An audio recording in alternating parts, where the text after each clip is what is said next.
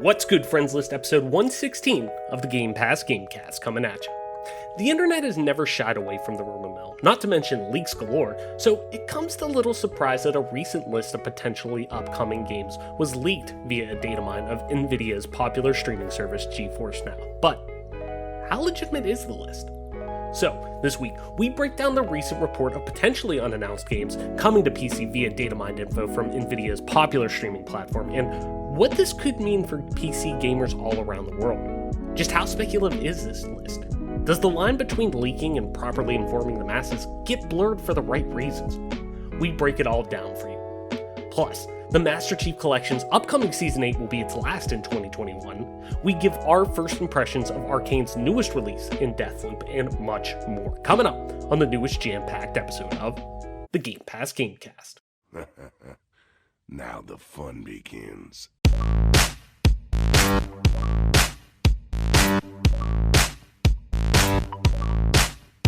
Richard.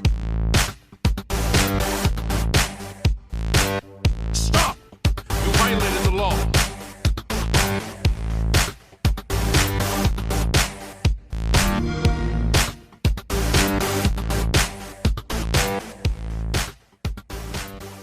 Welcome back to another episode of the Game Pass Gamecast, your weekly go-to podcast for all things Xbox, Xbox Game Pass, and of course PC gaming, including news, rumors, and conversation around them damn good video games. You can catch new episodes of the show when they drop each and every Friday morning on YouTube, Apple Podcasts, Google Podcasts, Spotify, SoundCloud, and all other major podcast services. So, be sure to subscribe to us, rate us, review us, all that jazz. I tell you every week that stuff goes a long way. So go ahead and do that if you don't mind. And if we're on a platform that you use, or we're not on a platform that you use, let me know. Get on there. We're still, even though it's like 2+ years now, we're still getting it out there, you know?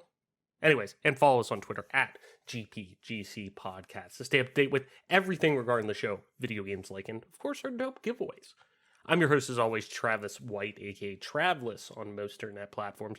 Joining me, as always, I should say, my co-pilot, my partner in crime, Mike P-Pack. Mike, the age-old questions. What's good, what's going on, and of course, most importantly, because, I mean, nothing else matters. Video games are life, you know, gamer life, as the kids say. I don't think any fucking kids say that. What have you been playing? So the three age-old questions. What's good, what's going on, and what have you been playing, my friend? Yeah, for me, not much has changed, not much is going on, but I have been playing a little bit of Halo here and there, but I've been playing Hunt Showdown some more because of the new season. It's almost over, like the new event, so been getting a little bit of Hunt in, just played a few hunts last night, real quick before I went to bed, and then outside of that, I have been playing a little bit of like console stuff, like sports games, NHL, Madden and whatnot. But I've also been enjoying a mod. Well, it's kind of a mod, technically, I guess. It's on ModDB. But it's kind of a combination of all, like, the original Rainbow Six games and Eagle Watch, which is the expansion. And then Rogue Spear, which is effectively Rainbow Six 2. But it had the name Rogue Spear and all the expansions on that, including the Korean game, because there was a game that was created specifically for consumption in Korea. That expansion is included in that, and it's called Rainbow Six Rogue Spear Black Ops. And it has it's called Rainbow Six Black Ops, and it has an easy interface that has every single game available right inside of one game. And the guy who worked on it, a gentleman from Italy, kind of touched up some of the features as far as just like visuals. Some of that stuff has been touched up just a tad. And then also he rebalanced some guns and added some guns and things of that nature. So it's just a different way to take in all those games. And I've only played just a little bit of it just to test it and see what it actually played like. So I was excited for that. Nice, dude. Yeah, I was going to say, you hit me up and Adam the other day to try to play that, and just with some family stuff going on, I haven't had a chance to install it or try to get it working on my PC, but I do want to, because I think that'd be really fun to play. I love Rogue Spear, I love Rainbow Six in general, especially when we jump in there on the old Voobly and stuff, the old back-end way of playing that game currently. Yeah, I'm definitely going to end up installing that and getting that squared away and getting on that in general, because goddamn is that fun when we play that game. Definitely a good time. Yeah, it's always fun to go back, especially too with the dedicated Discord channel that is out there, really to get games going and stuff like that. It's really nice just to be able to kind of still have a group out there who will hop on and play, even if it's only a handful of people. It's still people out there who will play that game and keep that game alive, even at such a small level. It's always good to have that. So on my end, kind of been a hodgepodge of stuff in general. Just like I said, I had some family stuff going on, haven't had really the chance to actually play a ton of games this week. But I had to make sure, obviously, well, one, two, still on the Destiny grind, going through the newest season right now. I think I'm only like a quarter of the way through just because, like I said, family stuff going on, hadn't had a chance to play a ton.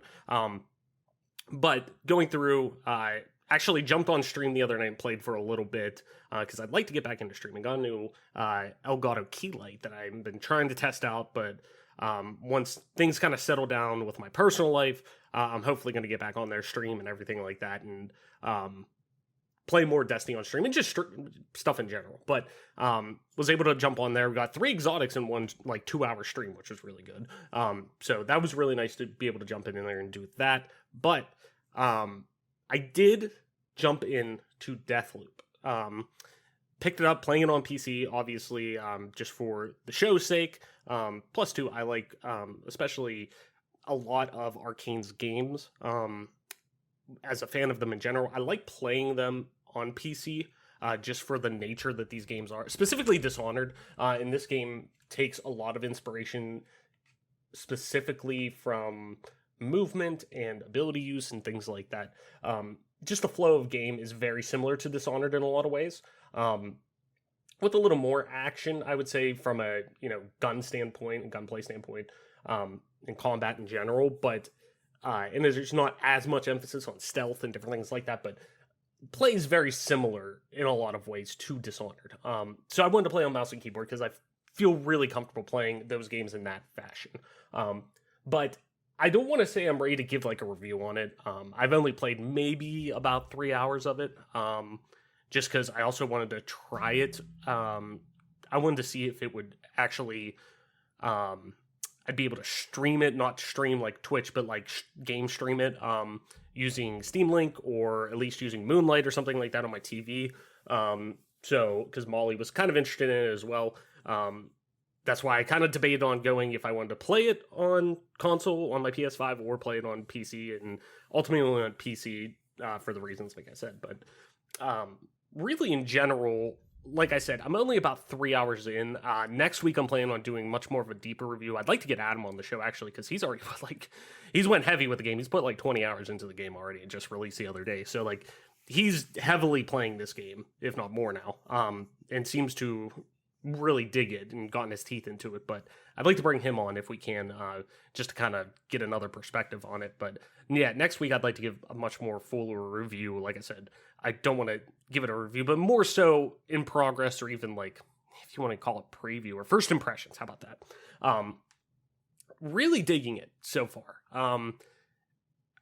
The one thing I was hesitant with PC was there was supposedly an issue with the anti-piracy aspect of the software that it has built into it, that caused a lot of people to have stuttering issues. But it seems like that's been fixed or addressed, or maybe only happening to certain, whether it's GPUs or CPUs. But it seems like it's overall fine on my end. I have no issues on that. It runs totally fine at Ultra at 1440 that I run it at, and it runs perfectly fine. But in general, the crux of the game built around time loops, and we've gotten a lot of that in gaming, I feel right now, is time loops, and based around restarting a time loop, or breaking out of a time loop, I should say, and is that we just recently got 12 minutes. And while I think they handle that concept really well, I was worried that I was going to get really kind of tired of it. Because that was another big thing that I didn't like about 12 minutes. And like I said, only a couple hours in, I haven't had the chance really for it to get tiring yet, so it very well may be by next week when I talk about this. But the way that they handled this time loop and more of the linearity that goes with it, I think benefits it well. There's still a lot of, it's very much, while it is linear, it almost reminds me of Gears 5 with how their campaign is, where, yes, you're in one specific area, and you can go to specific areas and do whatever, and this one specific area is self-contained, but it is very expansive. It may be one path, but the path is very, very wide. And you're encouraged to go back and, go through and explore, or take your time and explore. But the big thing with completing a section or one area that you're in and keeping the loot that you have at the end in terms of your guns or abilities or slates that you pick up and getting back to your base, pretty much making sure, like a run, quote unquote run, if you want to call it, getting back and securing those items that you could use the next, for the next time you go out, is a big crux of it. So it's built around coming and going back there and stuff like that. But the way that they handle this is really, I think, going to not push as many people off with this game. Because I always think repetitiveness when you think of time loops. Like I said, that tore me off of 12 minutes because it truly didn't. It was mostly, you're just, not in the sense of, oh, you try stuff to fail, it's so dry, this and that. There's much more expansiveness with this game that I think lends itself well to getting in there and doing that. I really like the writing and specifically the dialogue and the personality that Colt has, the main protagonist that you play as, against Juliana. I think they pair really well, who is the woman who's trying to kill you every time that you are out and about, and you're trying to hunt down these visionaries that are out there. The big thing with the game is you kill all 8 visionaries, you break the loop, and you don't have any memory and this and that. Very, I don't want to say stereotypical, but very much so what you would expect with a game like this.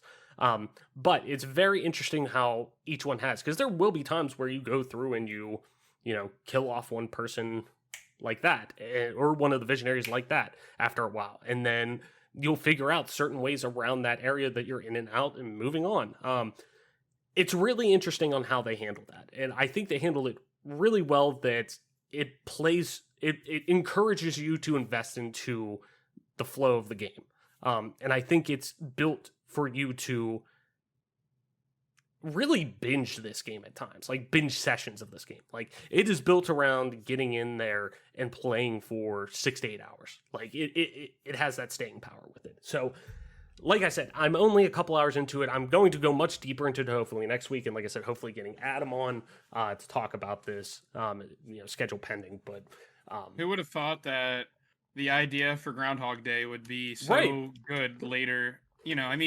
A lot of people have seen the movie Groundhog Day. If you haven't, it's a pretty good flick. Mm-hmm. Not just saying that because it's kind of local and puck and see, but yeah. And Bill Murray's the GOAT. So yeah, who would have thought that, like, such a simple concept of, like, you fucked up, you're not living your life correctly, you're not leaving until you get it right type thing is, like, so popular today in video games. But it does seem like it's, like, definitely, with Deathloop, I haven't played it yet, so I can't say for sure, but I will say that like, there is, I feel like you have legitimate reason for concern for thinking, like, are we starting to beat this horse? Like, is this starting to be dead? Are we starting, what's going on here? I could see why that would be a concern, but I think, like you were saying, that with this game in particular, it does seem like it does work out pretty well, so. Yeah, and the thing too is, I didn't even really touch on the multiplayer end of this. I shouldn't say multiplayer, but you could play as air quotes. Yeah, air quotes multiplayer. There is a specific mode that you can go into. Like, when you first boot up the game, there's the option break the loop, or I think it's like enforce the loop, or keep the loop, or something like that. And you could either play as Colt, the main storyline of the game, and go through and try to break the loop, or you could play as Juliana. And you have to get past a certain point in the game, like the tutorial-esque area of the game, until you unlock playing as Juliana. But you can go in and invade other players' games while they're playing, as long as they have online, functionality turned on, because you could do friends only as well. Or just turn it off completely, and CPU Juliana will come through, or computer Juliana will come through and try to kill you. But you can invade other people's games, randoms games, friends games, whatever, as them and try to kill them and keep the loop. So it's really cool on that end. Now, granted, a lot of people were bitching because, and understandably so, I get it, but it's like what kind of hill do you want to die on? But some people had an issue with, I'm trying to play this game on, launch day or, this weekend, launch weekend, and I have people who reviewed the game or played it early or this and that coming through as Juliana and just owning my shit because they beat the game. They have all the weapons that you could ever want, all of the abilities unlocked and this and that, and they come through and just wreck my shit. And it's like, okay, now I got to start over. I lost all this shit. So I get it, but it's like, what kind of hill do you want to die on? But I get the frustration, but it is really cool on that end. And I haven't, like I said, have not touched it at all. I've been more focused on, hey, I want to get in and actually sit down and play the main game of this and enjoy this. So then I could, obviously give a full review on the show. But hopefully, like I said, by next week we can get in and do that. But I haven't had any inclination of feeling of, hey, this is going to burn me out. This approach to Groundhog's Day is going to burn me out, because the approach that 12 Minutes took, I wasn't crazy about. It didn't do enough narratively that it really leaned on that narrative, but the narrative to me wasn't strong enough to really justify the, hey, you're just going to beat your head against a wall until you figure this out kind of approach. Where and you were someone who was super high on 12 Minutes. Oh my god, yeah. I remember when they first showed the trailer, you were big on it. Oh yeah, 100%. I mean, not to mention obviously what the game was in general, the elevator pitch of the game that was out there, and obviously the voice cast that they got, a stellar cast of James McAvoy, Daisy Ridley, Willem Dafoe, getting all those people, don't call him Defoe. Don't call him Defoe, but getting all those people in there, I was like, this is going to be a home run, easily, and just did not speak to me. Where this is much more, and granted, this is coming from the people of Dishonored who handle this, I don't want to say a similar genre, but much more of the, hey, approach this narrative at any style, or you approach this game at any style, and the narrative will adapt to that and play through on that. Arcane does that so well that I just know that I have no worries on that end. It's mostly, is this game in general just going to speak to me? And so far it is. I haven't had that hook moment that I'm like, oh, I'm in. I'm ready to dump 50 hours into this game, just beat this game and go back and just run it again and do different things and go and play as Juliana. And, I want to, getting to that point where I want to invest in it. And I think Adam's at that point already. At that point, yeah. He's definitely at that point. So, like I said, I'd like to get his kind of thoughts on this next week, when hopefully I have closer to a playtime as him. Like I said, just personal stuff, haven't had a lot of chance to play, but I'd like to hopefully later this weekend get in and finally sink some time into it. But anywho, Mike, send the button mash before we get really kicking off the show here. If you're new to the show, button mash is where we go over our quick hit news stories for the week before we settle in, get talking on some big topics for this week. So kicking off button mash, starting with, of course, 343 Industries. They has once again stated Halo 5 won't be heading to PC anytime soon, despite a recent data mine leak suggesting otherwise. 343's stance on the matter comes after the recent Nvidia Geforce Now leak, which we will talk about, shocker, as our big topic, as you've seen probably in the thumbnail of this or the title. The leak that comes of that, which seemed to point to a number of potential PC announcements for various games, including Sony's God of War, Gears of War 6, and Halo 5 Guardians.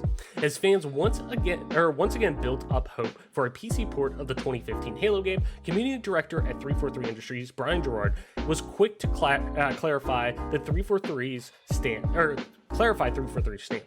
He addressed fans on Twitter, explaining that while the studio will never say never, it currently has no plans to bring the game over to PC.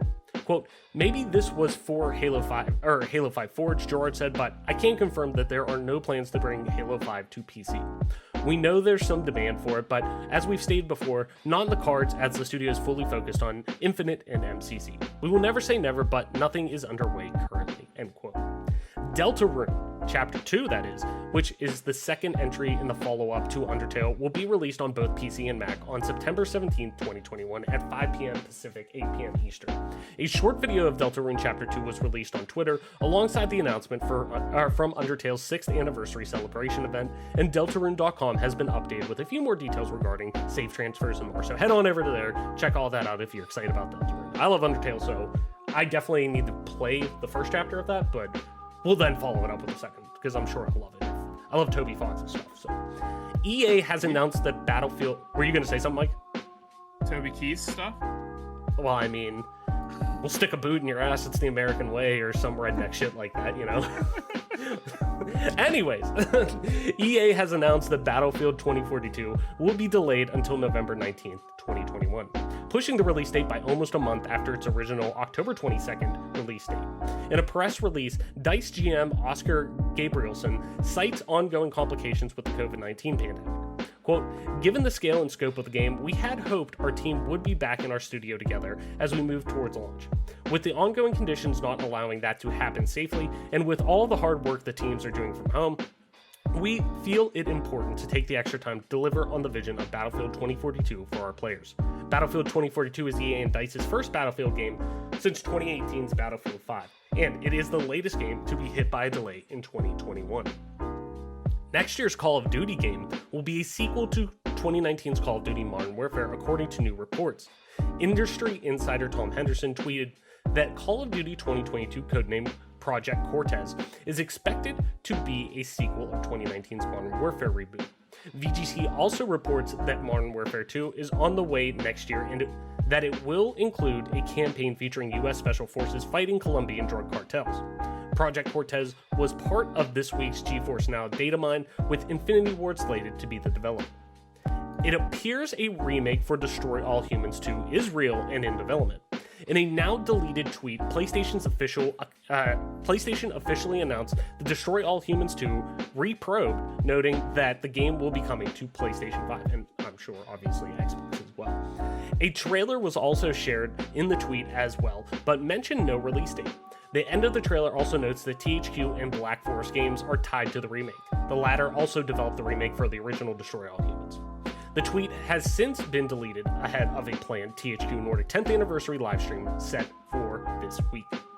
Following its third round of funding, Splitgate developer 1047 Games has raised $100 million, which the company says will help carry out the studio's long-term vision of revitalizing stale game genres.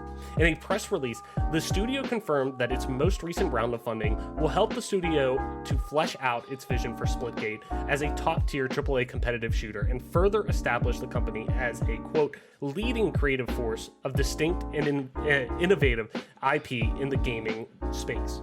According to the developer, the additional financial firepower granted will help contribute towards its long-term ambition to create a new era of classic games. In doing so, 1047 Games will aim to act as a pioneer in genres that it says have, quote, currently stalled by implementing, quote, new takes in well-known globally recognized genres, end quote. Techland, the developer behind Dying Light 2, has announced an update on the development process for the game, which has been delayed again until February 2022. The studio shared a statement surrounding Dying Light 2 Stay Human on the game's official Twitter account and pointed towards the ambitious nature of this project as one of the main reasons for its delay. Quote, the team is steadily progressing with the production and the game is nearing the finish line, said Techland CEO Paul Marchuka. Quote, it is by far the biggest and most ambitious project we've ever done. Unfortunately, we've realized for us to bring that game to the level we envision, we need more time to polish and optimize it, he continued, before announcing that the team has decided to move the game's official release date back to February. I feel like this game's been delayed probably 12 times. I mean, it's been talked about since 2016 or something like that. Anyways. And finally, Mike, Randy Pitchford quietly announced a new Brothers in Arms game months ago. And nobody seemed to notice, because I sure as hell didn't notice, because I usually don't really listen to Randy Pitchford. As spotted by Xputer, Pitchford announced that Gearbox is working on a new entry to the Brothers in Arms series during a podcast interview with Ted Price of Insomniac Games back in April of this year. While the episode of The Game Maker's Notebook originally aired back in April, news of the announcement has finally been picked up after the podcast was uploaded to YouTube this month.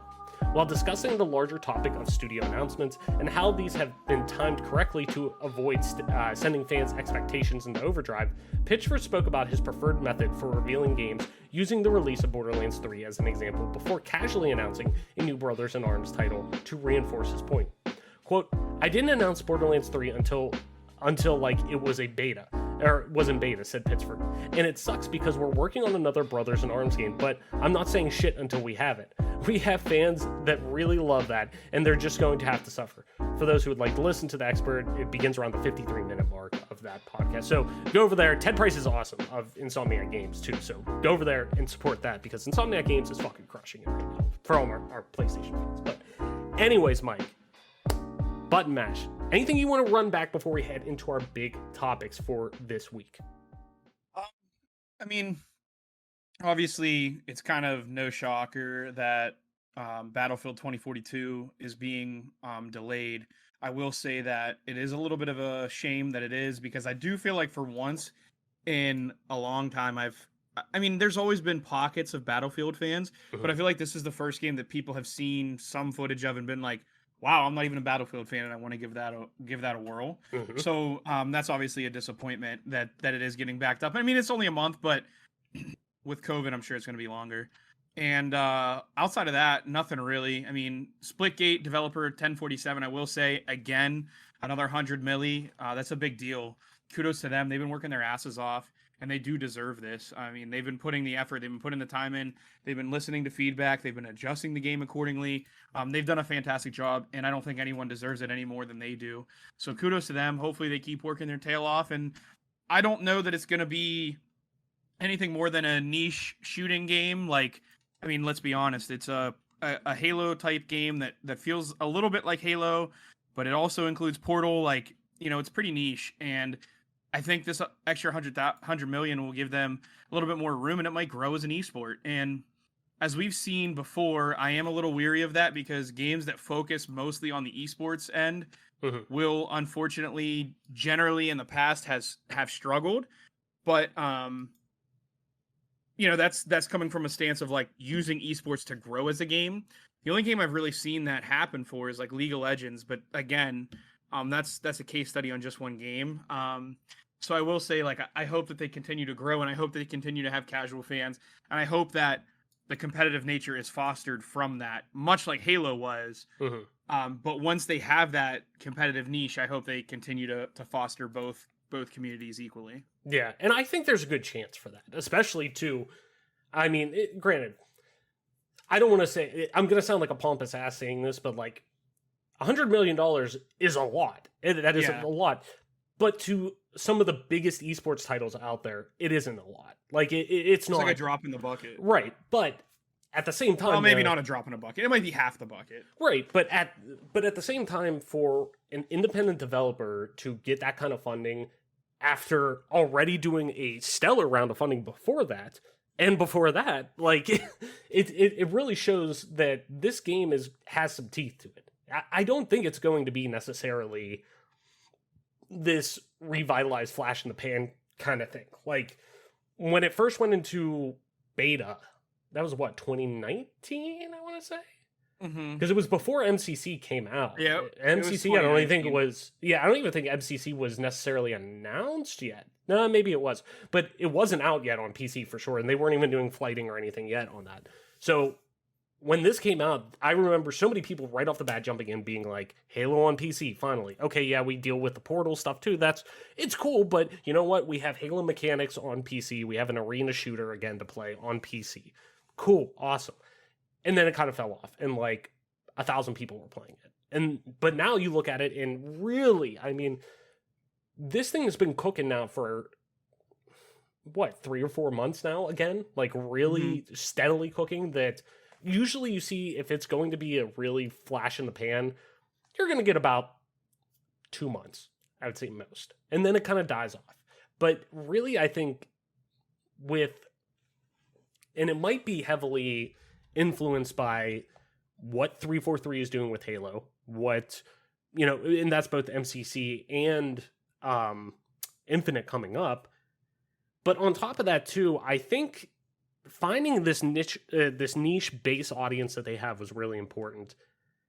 On top of that though, I think too, with the way that the battle pass and getting experience and everything like that's really gonna go with multiplayer in Halo that we were kind of hesitant about, obviously. I think the way that they're handling that is with, hey, you get in, you're making experience on everything. There's tons of challenges to do. You could do them if you want. If not, you're still going to be making experience off of everything you do in this game for free battle pass, but also if you want to do a paid one too, it's there, yada yada. Like, it's really, I think what they're doing right now is really fostering a community the right way.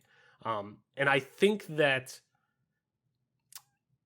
I really think that this has the chance to be something special.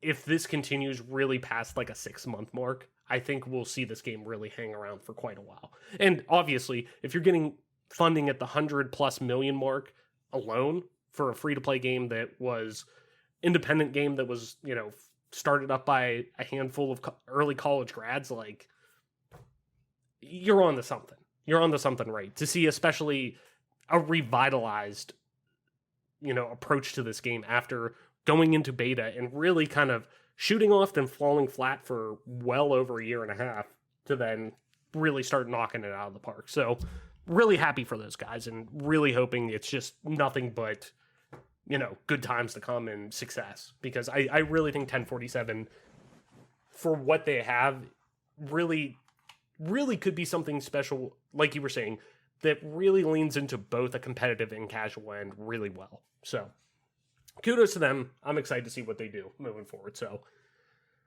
with that being said, Mike, we touched on a little bit earlier in Button Mash right at the top, but let's talk about our big topics. And of course, the first one being those Geforce Now leaks that came out. Like I said, we touched on it really briefly with 343 saying Halo 5 wasn't coming to PC because that was included in the leak. So there's some discussion around, I don't want to say the validity of the leak, because Nvidia did confirm that it's kind of a real thing, but they also started talking, some of the stuff is speculatory.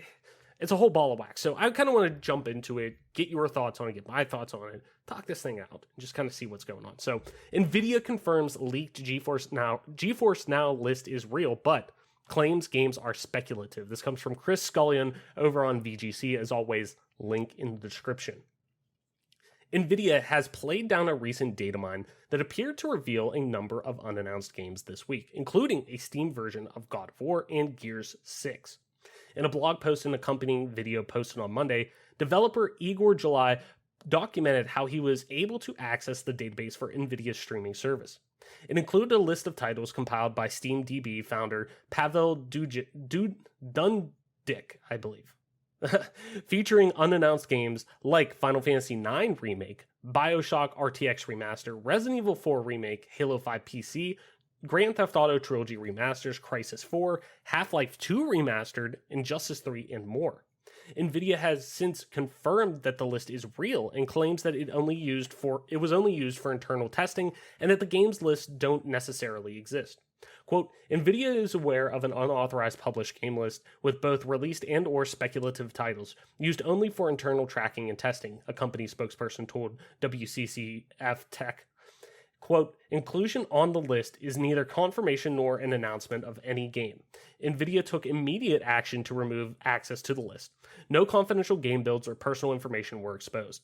The games listed on the Geforce Now database include God of War, Returnal, and Demon's Souls for PC, GTA 3, Vice City, and San Andreas remasters, which we talked about before, unannounced Xbox projects via codename, which included Contraband, I believe, as well. I can't remember what the project name was. I'll dig that up when I'm done with this, but one of the games that was announced during the E3 showcase this year.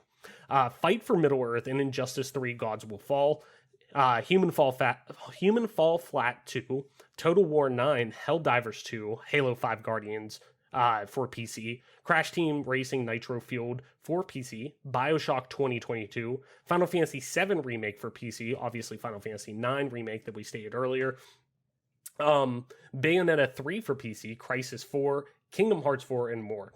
While much of this list could have been made up of placeholder titles and titles that may actually not see the light of day, VGC first reported last year that a Resident Evil 4 remake has been in development since 2018.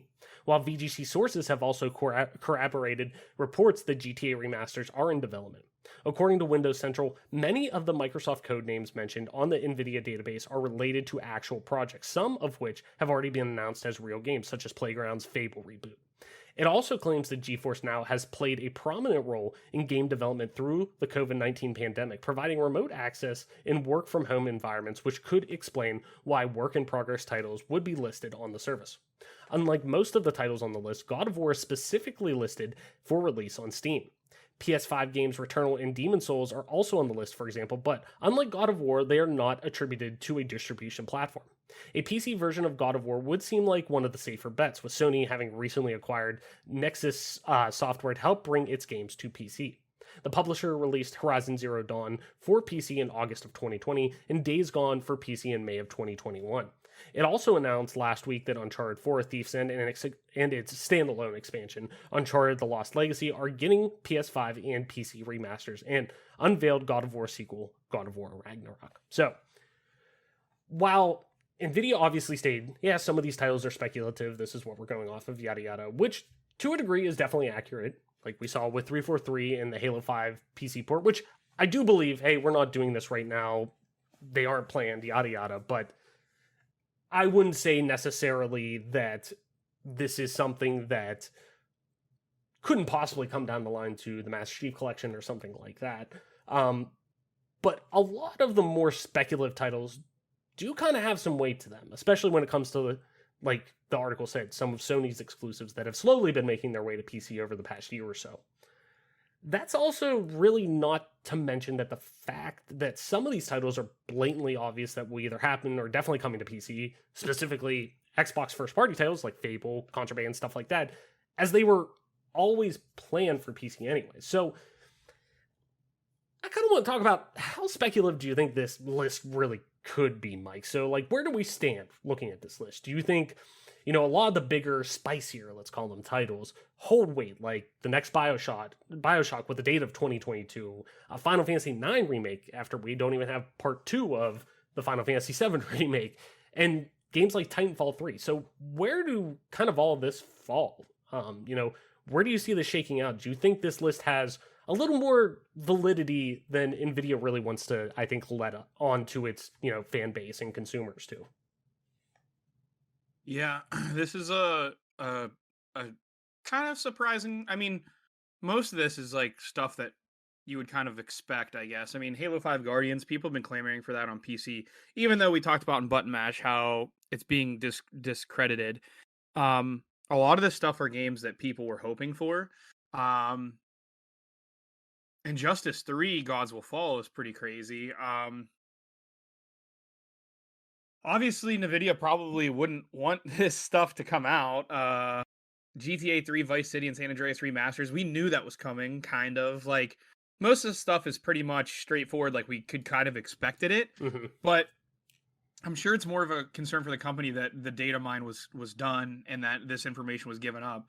And while data mining is something that's becoming increasingly popular, and it's actually very popular, for me, I'm kind of in this weird situation where I'm not quite sure how to feel about it, because on one hand, I'm excited that some of this information was data mined because it causes excitement, like a Final Fantasy IX remake, Titanfall 3, a new Bioshock date. Like, this information is very cool, and I'm excited to get it. But at the same time, I kind of feel for the creators, because I feel like they probably feel like they're being undercut. Right. They want to share this information appropriately. They want to be the ones to share this on their own time frame, because now, let's say Rockstar or whoever's working on the remaster of GTA, like, they're not going to be ready for 4 years yet, but you're being told that it's coming, right? So it's definitely strange or concerning in that regard, because you will be taking away the possibility for these guys to be able to share their own information. but I am excited about it. So it's the old like catch-22 thing. Like on one hand, I'm excited, and on the other hand, I'm a little sad for these creators that Nvidia had let this happen. And as far as data mining is concerned, again, it is a little shitty, but also it's kind of cool because it does kind of expose things that, let's be honest, like some of the stuff that's been data mined, and this is specifically when it comes to like, I have some guys and some people that I follow on Twitter that are really into Apex, and a lot of the balance changes are being exposed before it even happens.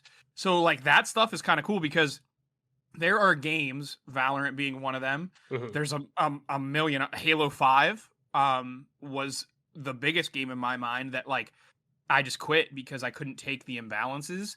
That if I knew 2 months from now they're going to make balance changes, can you grit it out for 2 more months? Would I grit it out?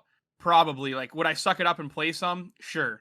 Would I take it so seriously? Absolutely not. Not until the balance changes are done. Because if you know that there are imbalances in your game, but it's going to take you 2 months to patch it, and of course, I'm not a coder, so I don't understand everything that goes into it. But if you know that there are imbalances that need adjusted, a 2-month wait really isn't reasonable to me. So in that sense, like data mining is kind of cool, but at the same time, I do understand these companies are going to be frustrated, and Nvidia obviously doesn't like it either, and they don't want to hear it. Yeah, and I am excited for the list because the list is really cool. Like Crash Team Racing on PC, really cool. Everything else that's coming out on PC, that's all super, super awesome stuff. But I wish they would have been able to share it with us themselves if they were gonna. Right, yeah. And obviously too, there is some of this, like I believe to an extent some of this is speculative. Like I totally do. Like some of this stuff is, hey, we think this is gonna happen, we want to have a placeholder, or hey, we want to test out some stuff, we're just gonna put some games in. But also at the same time, like you could put release games in there too, if you want to test stuff, or you could put in, just placeholder names that aren't necessarily games that are being released. Like a lot of these games, now some of them I am a little like it had Mario plus Rabbids Kingdom Battle coming out on PC. And it's like, okay, that I can see not happening because already alone, like Nintendo isn't gonna want to see Mario on another platform as it is. Like I'm pretty sure the sequel is not coming to PC or PS4 or PS5, I guess now at this point, and Xbox consoles. I mean, like when they announced that, it wasn't, I'm pretty sure Mario Rabbids to, let me just double check so I'm not sounding like a complete ass. Yeah, it's not, it's only coming out on Switch. So yeah, Sparks of Hope, that's what it's called. But the first one alone already, to let Ubisoft develop that wholly, and I mean, I'm sure Nintendo also had, supervisory rights over Mario while doing that.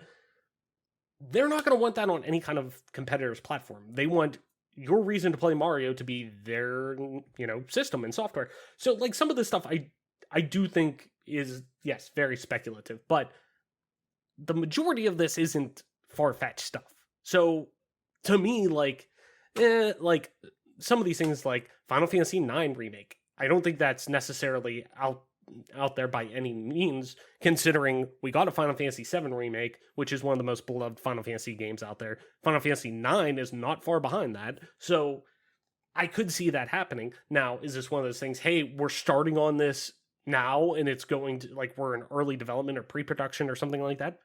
Maybe, but to look at this list, like a BioShock RTX remaster, no, that's not that far-fetched at all, because we've already gotten BioShock remasters already. So going back in there and implying, cleaning it up to be able to implement, the RTX features in Nvidia's cards, like, yeah, that's, I could see that definitely happening.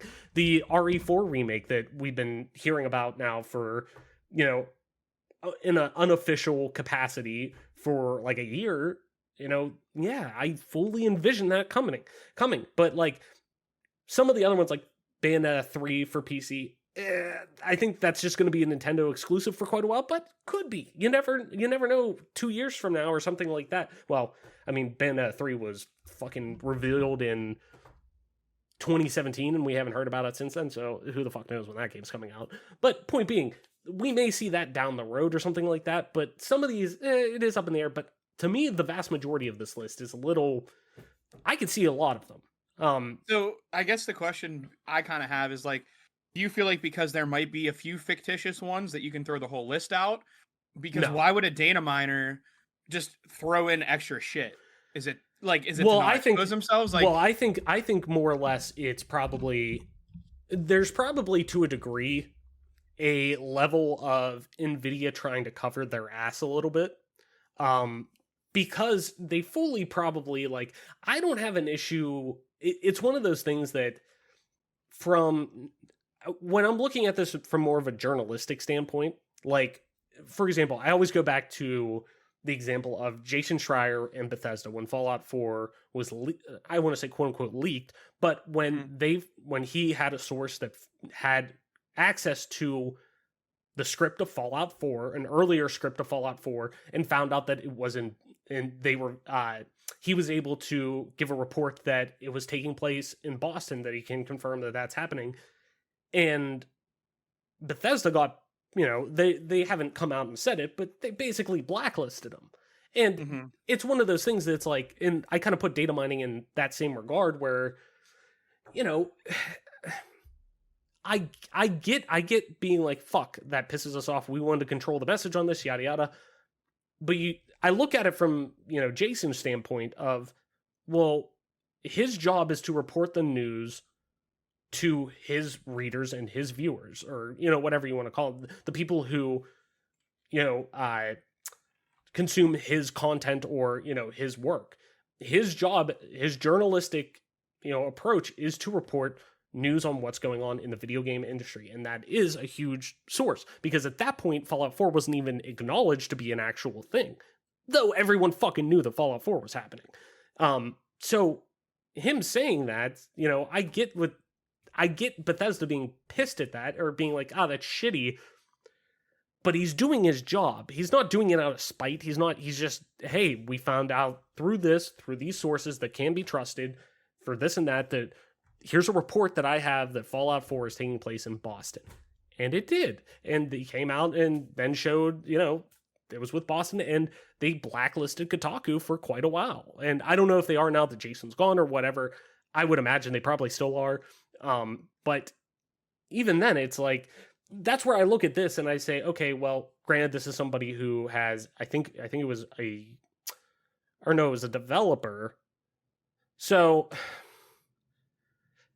it's hard to say, but I think more or less from the question you're asking, I think it's more Nvidia saying like, you know what, while we're putting this stuff in maybe to save our own ass, let's throw in some that are kind of wild. So then we can't say, oh, it's speculatory. You can't take this list completely to heart. We're just thinking some of these games may be coming in to kind of, cover their ass. Like I'm saying, the Mario one, the, maybe Bayonetta 4, like things like that. Some of these that are like, that I don't see those happening. Like there was let me see if I can find it really quick. Cause there was a complete list on Reddit. Yeah, here we go.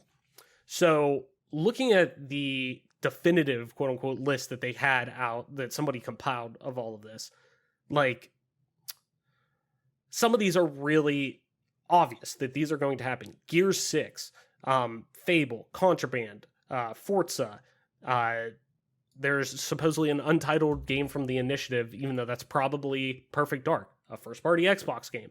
Halo 5 Guardians, which we said, like, or they may say, oh, it's not going to happen, but it very well, it's going to eventually happen when there's an update to MCC. Eventually. It's going to, because they're eventually going to add it because they're going to eventually want to keep all of the legacy content for Halo in one specific spot, and it's eventually going to just happen at this point. Not saying, I do believe them when they say, hey, right now it's not necessarily happening, but it could. It very well could. Avowed. So, like, those are all titles that they're first party Xbox titles, so they're obviously coming to PC. But then you look at, some of these ones that, like I said, could be put into there to, throw some people off. Where was it? There was a couple on here that were like, that doesn't really make any sense. Like, yeah, like Metal Gear Solid 2 and 3 HD. Like, they're not necessarily going to be coming there because they're specifically on GOG. Like, they're not coming to Steam. They're not going to be able to come through there. Like, a Half-Life 2 remaster, like, I could see that. Like, stuff like that makes sense, but then there are a few in there that are kind of thrown in to be like, I don't know about that. Like, I think it's, in that regard, I think it is more so, hey, we're just trying to cover our own ass.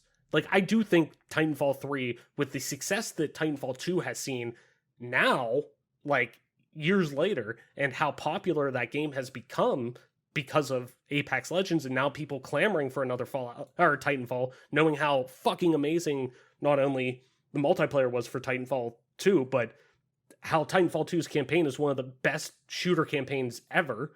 Like, there is clamor for that. I definitely think a Titanfall 3 is in development, 100%.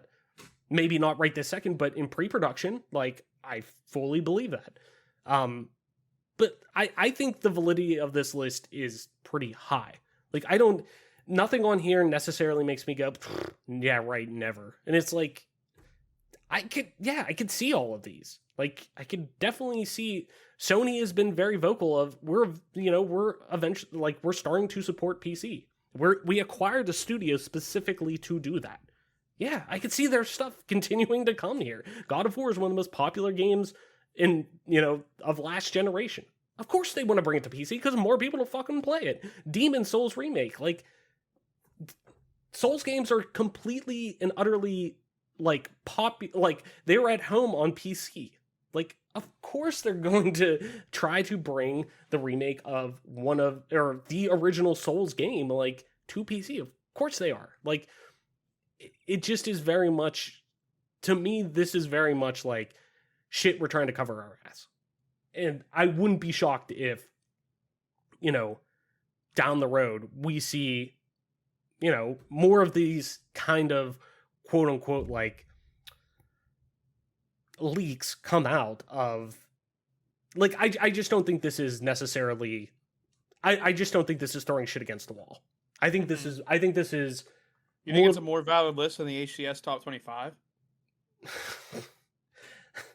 Hold that thought. Actually, we could kick it into there now, actually, since we're going to talk about Halo. So before we get into our next topic, no, go ahead. I want you to lean into that a little bit, because I do think, yes, this is, if you want to ask me, yes, this list is much more valid than that. For the sole fact that you don't have one of the Ogre twins in the top 10, and the GOAT, Walshy, is at number 8.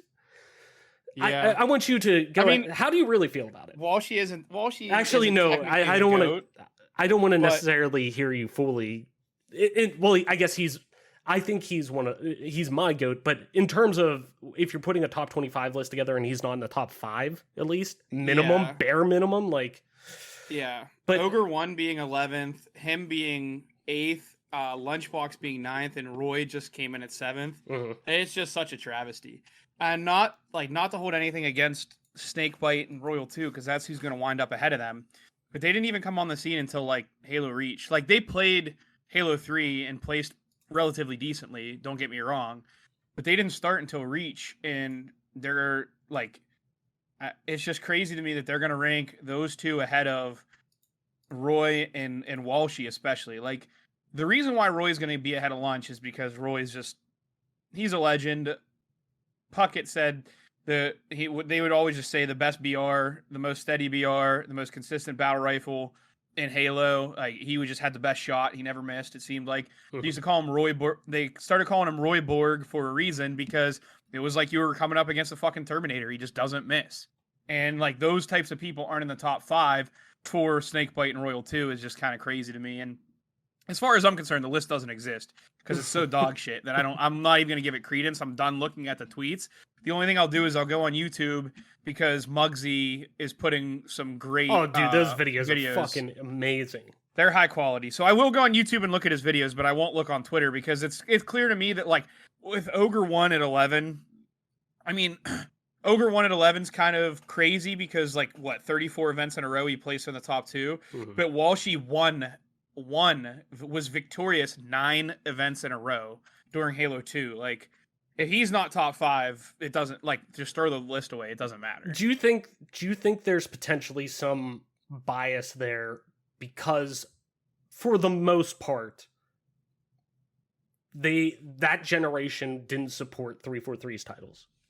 Maybe because I've seen that brought up a few times, and the judges are like some old heads, which is what's confusing to me because some of the judges have been around for a while. It's just weird to me. I would say I don't know that there is I don't know if that's what's going on here or if they're purposely impression farming for clout. Like I think it's a 100% impression farming. Like I think the Ogre 1 ranking was like I think they fucked up because what they did is they took an aggregate of all the judges' ratings.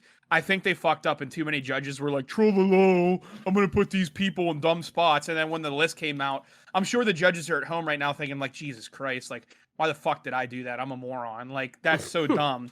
And I do 100% think like they thought Ogre 1 was going to wind up in 8th place. And that would have been like egregious. And that would have had people up in arms. And then if Walshy was in 7th or 6th, like that probably would have had people up in arms. But to the point where it's at now is just so fraudulent. And it's so clear that they were impression farming.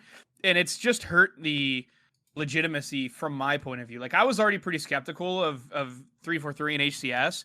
But at this point in time, like I just have no faith in them because like if this is what they're doing with the top 25 lists to try to gain impressions, to try to gain whether it be whatever they're using the impression numbers for, whether it's to leverage a spawn, whatever the fuck the answer is, like they're just like because Walshy will go back and do freelance commentary work all the time for them. Like Ogre 1 is in the process of trying to move back to the States because he's lived in Australia. And he has like shown interest in getting involved again. You have Adam Apicella, who is currently running the tournaments for 343 at Esports Engine, pretty much commenting on every ranking, saying like how bad it is. Like it's just a bad look all the way around. It's the most unprofessional thing I've ever seen from an organization. Well, maybe not. That might be a bit far. But like as far as just not blatantly being racist or bigoted, like just thinking like we're gonna troll a little bit, like it's just so out of hand at this point. Like too many judges got the troll notion and not like the let's take this serious notion. Yeah, I think there was too much. I mean, if you're going for a legacy top 25 with Halo and like and rightfully I understand like you just can't pretend the first 3 don't exist, which is what they're doing. Right. And that's where I get like because T2 was 17th, like Tom Taylor, T-squared, like the original he 11th is probably good. Right, but he was the original, like, how do I want to refer to it? Not superstar, but he was... I mean, Walshy was, but he was the guy that was on MTV True Life. Like, but that's what I mean. Gamer, I don't want to say he was the biggest superstar, but he was, like, one of the first faces. Like, where you think about esports, you kind of knew who... You heard, like... And then he was on G4 TV. Like, yeah, he was almost like the Kleenex of like, when you think of tissues, you think Kleenex. Like he was one of the first people, like T-Squared was, where you saw him on MTV, you know, True Life, I'm a professional gamer, like stuff like that. And then Walshy too, obviously, he was the first, I think, superstar really of Halo. But like to not, that's where I definitely agree with you that I think there's not as much emphasis on the majority of the history of this franchise compared to a more recency biased. And I just don't think that's necessary. There were people that they put Excel spreadsheets together that had all the placings available. You have 2 players in Ogre 2 and Ogre 2 and Ogre 3, sorry. Ogre 2 and Walshy. I am the third Ogre twin. There is a third Ogre twin, and he is their older brother, and he used to coach for them. But long story short, Walshy and Ogre 1 had an average placing of like 2.4, and Walshy had average placing of 3. And you're talking about players who went to a lot of events. And I think Walshy at Providence 11, which was a Reach event that I went to, he only placed like 12th. Mhm. And that would normally hurt your average pretty bad. But he had played in so many tournaments and placed so high, it didn't even really affect it. Yeah. So you have people that have been that went to events for literally 10, like Ogre 1 did quit a little early for most people, and most people don't even know that, like, in the beginning of Halo 2, Ogre 2 was the objective player and Ogre 1 was the Slayer, because Ogre 1 was just by, like, far and away the best player that you've ever seen play. Like, he was just so much better than everyone else.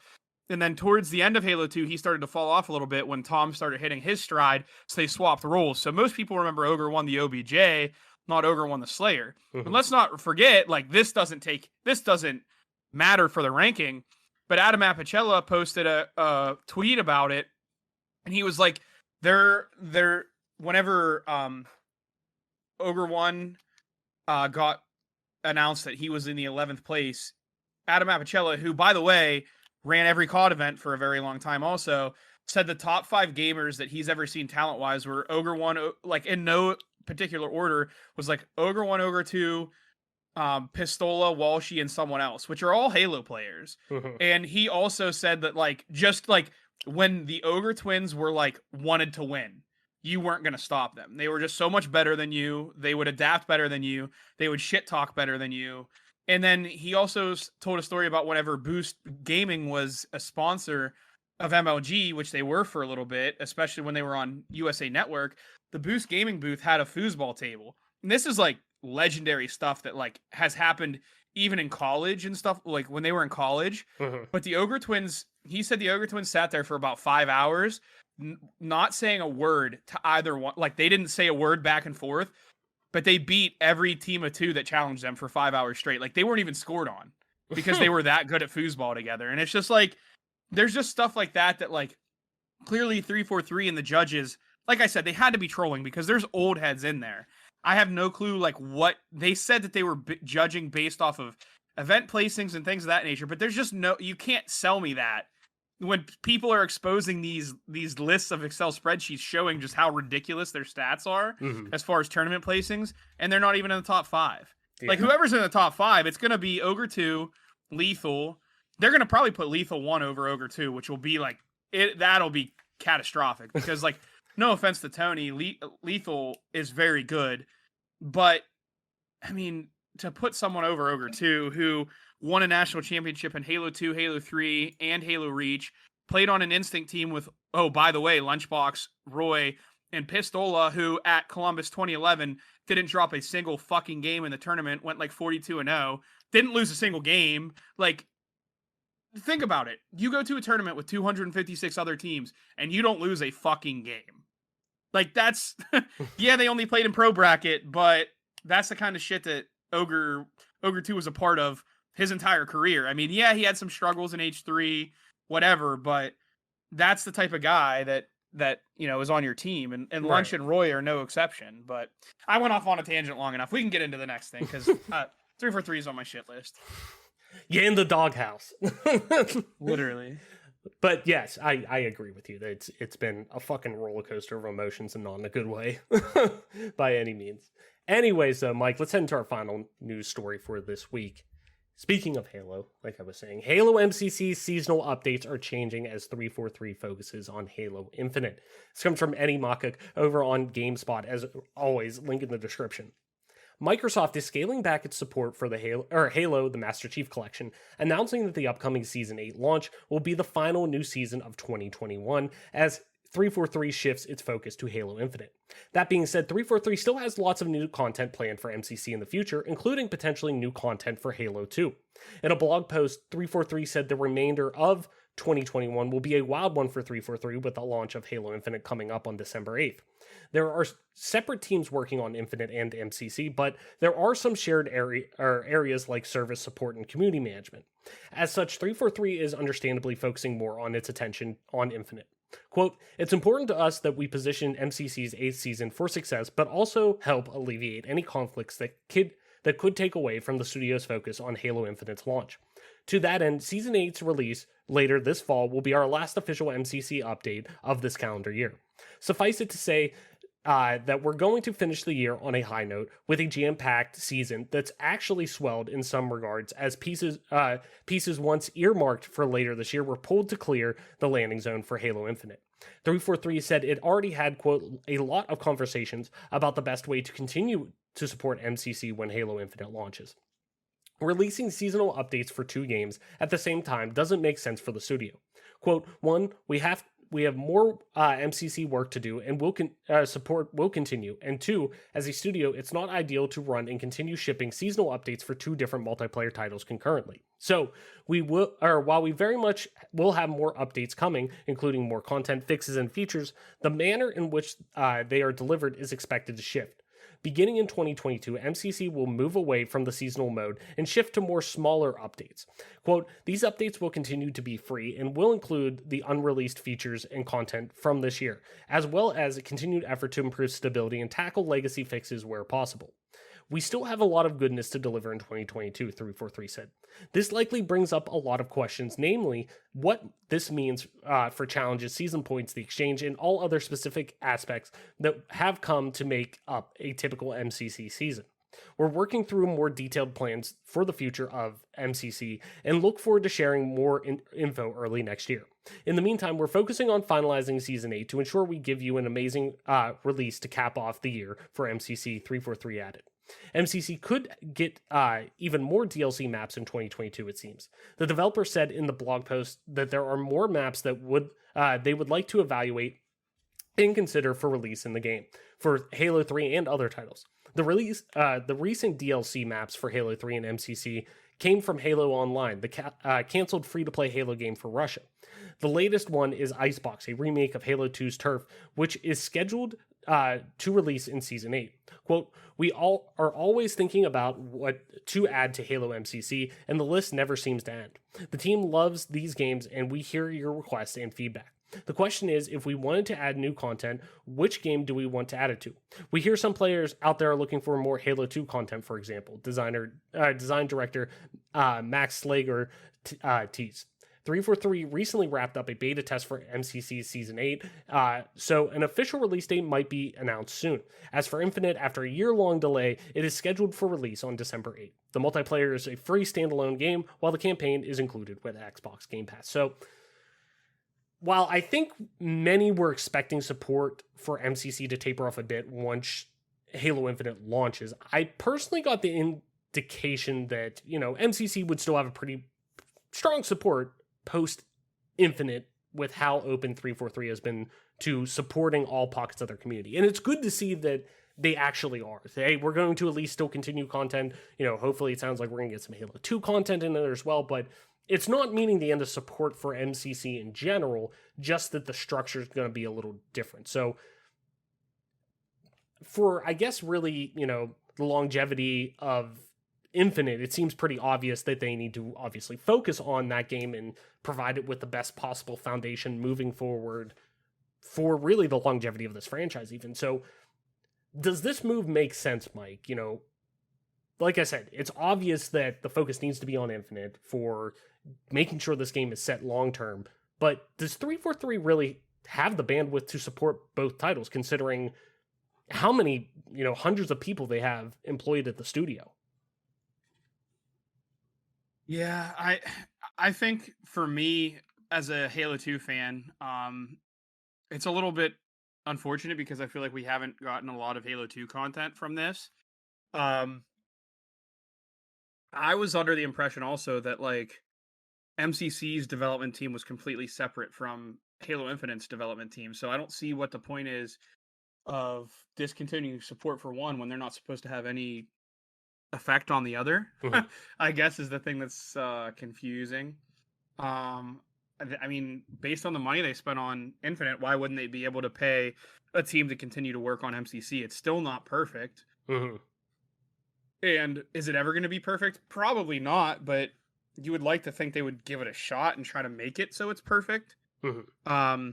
This is kind of on brand for 343, unfortunately. It seems like every move they decide, we call it 3 steps forward, 4 steps back industries. Like this 3 steps forward, 4 steps back all the time with this industry. And between this list, which kind of has nothing to do with the development studio as a whole, and I understand that, and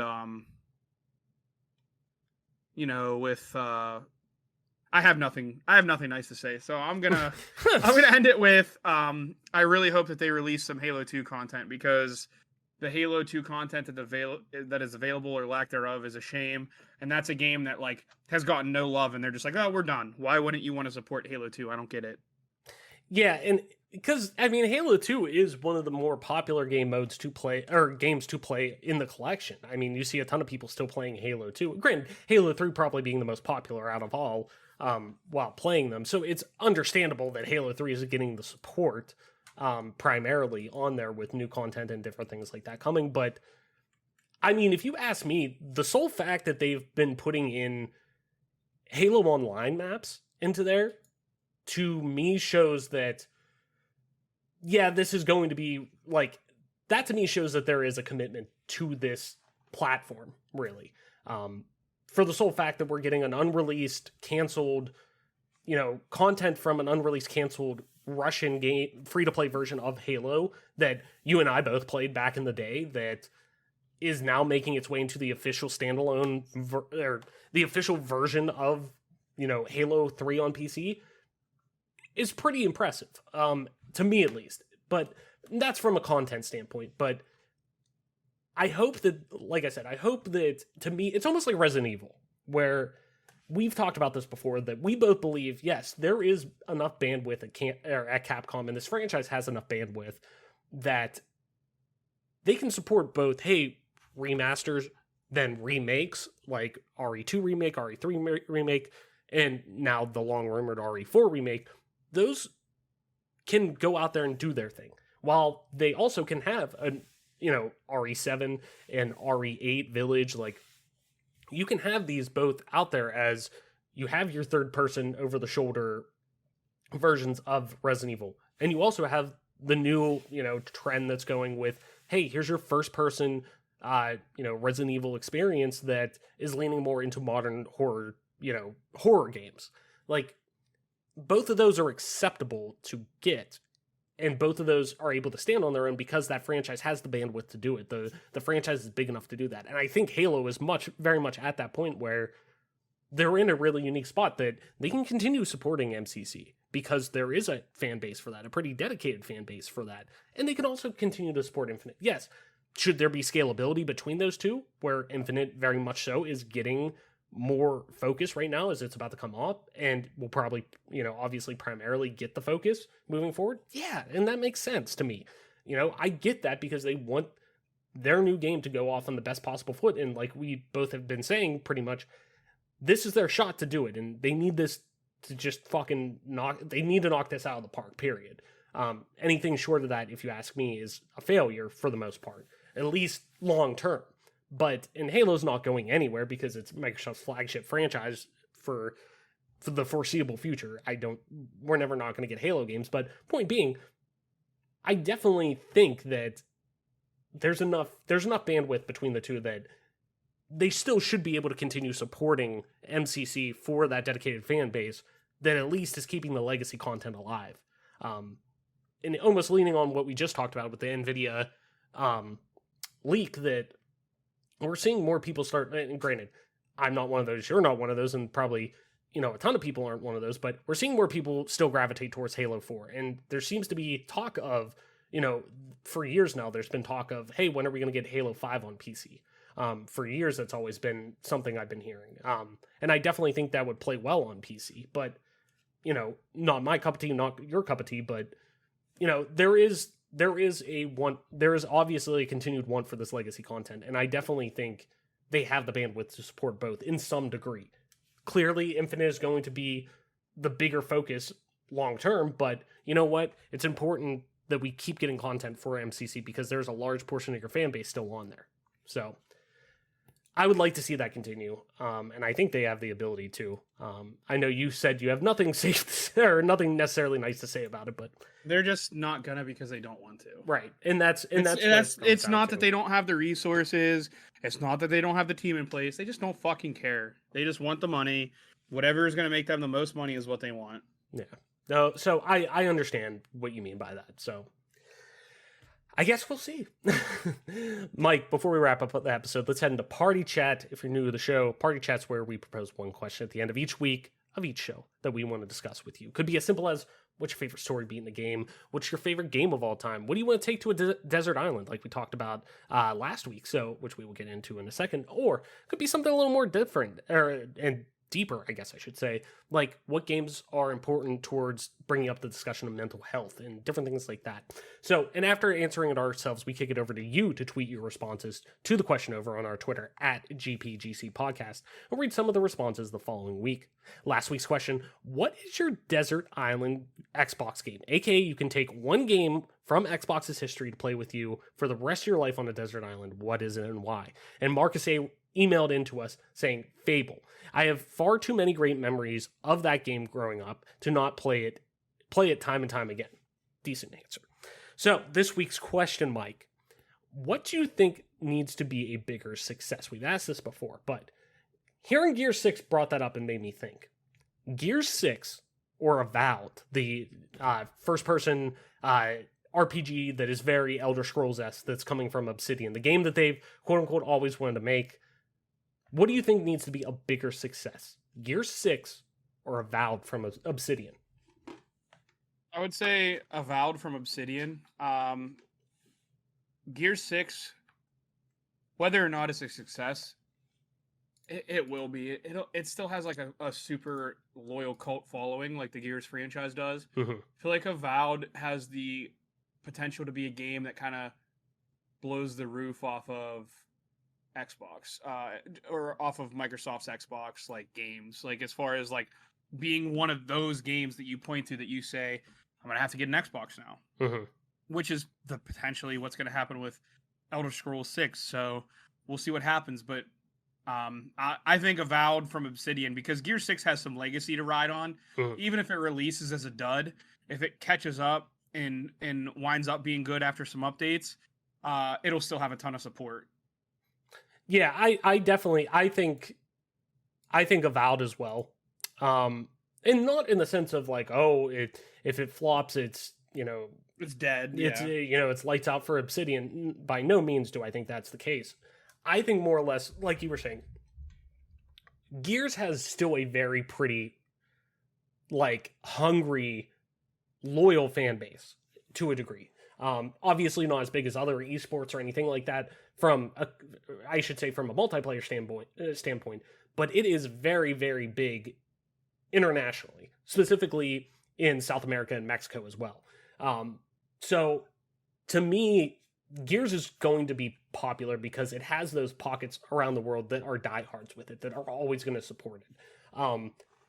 I think Avowed definitely, for the sake of, this is Obsidian's chance to really go out and say, like, I guess to put pressure on the Elder Scrolls franchise, even, in my eyes, where for the longest time, so many people have been like, and me, including me, that there's something about Bethesda RPGs that are really, it's, when you're playing one, and nobody's been able to necessarily replicate that kind of formula or that feel of those RPGs. We've had tons of first-person, fantasy RPGs come out or post-apocalyptic RPGs come out, but nobody's necessarily really, hit it nail on the head like Bethesda has. And the only team that really ever did was Obsidian with Fallout New Vegas. Granted, they're using all their same tech and everything like that, but, letting them drive, take control of that franchise for one game and knock it out of the park and make it, a lot of people's most beloved Bethesda quote unquote title, like, now getting to go in the fantasy route. And really, since we haven't, we're going a decade plus now confirmed of a new Elder Scrolls title, it's going to give, I think Avowed definitely comes out before Elder Scrolls 6. So that is going to put, pressure on Bethesda to deliver on that end. And that's pressure on both ways, because Avowed, Obsidian's going to look at that and say, it's our time to step up and show what we can really do in this space. Because there's a lot of successful first-person RPGs that are out there, fantasy RPGs that are out there, like, Kingdom Come Deliverance as one that comes to mind. Like, this is Obsidian's chance to really say, well, on a large AAA, first party scale, this is, there can be more than one. And now that they're both Microsoft IPs, technically, like, what's the real competition? It's like Disney fighting over, having its own IP now in Star Wars and Marvel fight over box office numbers. It's like, well, technically, it doesn't really matter. Same with like Avatar